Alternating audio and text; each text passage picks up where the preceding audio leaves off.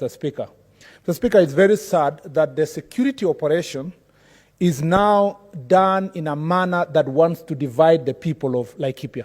In fact, I dare say, like Senator Orengo said, we are not the problem. We are being, Mr. Speaker, pigeonholed to various communities.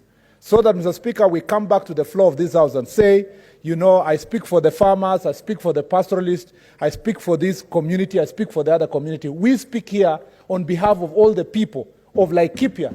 We speak here on behalf of all the people of Kerio Valley Triangle, Mr. Speaker, who are suffering because it is not the responsibility of Senator Lelegwe, who has now brought another important statement to provide security in Laikipia. It is not the responsibility of Senator Nderitu Kinyua, and it's like Senator Orengo said, we are here to ensure that we hold the government into account. Mr. Speaker, we will not accept, and I beg that our colleagues and the people of Laikipia and the people of Kenya do not fall into this trap where they are being told your problems as a result of this man because this person is a Samburu, this one is a Turkana, this one is a Kisii, this one is a Kalenjin, this one is a Kikuyu, Mr. Speaker. The problem in Laikipia is security. It's not the tribe of the people who are inhabiting Laikipia County. And Mr. Speaker, what is happening in Laikipia is not unique to Laikipia alone. And I said it here 2 weeks ago. You were the DC of Marakwet. You dealt with that issue almost 20 years ago. And even before you became the DC in Marakwet, it was already there for another 20 years.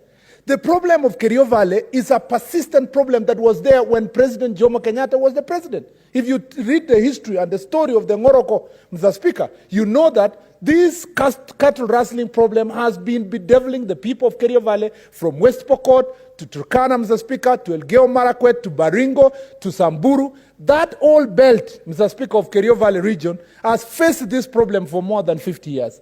The discussion we should be having here is about lasting solutions, Mr. Speaker. The discussion that should be happening in Laikipia, because I met another member of Parliament of National Assembly who, Mr. Speaker, was telling me, oh, you know, our community is being targeted. And I was asking him, your community is being targeted because you only heard about this problem today.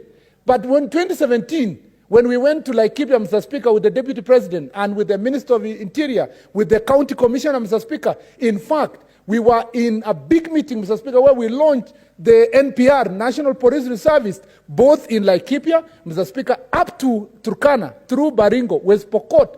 Mr. Speaker, all these areas, we gave people NPR officers to supplement the work that the police were doing. Why were we doing that? We were using a method that was applied from the days of President Jomo Kenyatta, the days of President Moi, President Kibaki, President Uhuru, Mr. Speaker, and suddenly in second term of President Uhuru Kenyatta, some other officers in OP decided that they were going to, Mr. Speaker, remove all this local security and understand the terrain, Mr. Speaker, that were working with the police officers in that area, and now left the people to be exposed. Mr. Speaker, it is not the livestock which is the problem.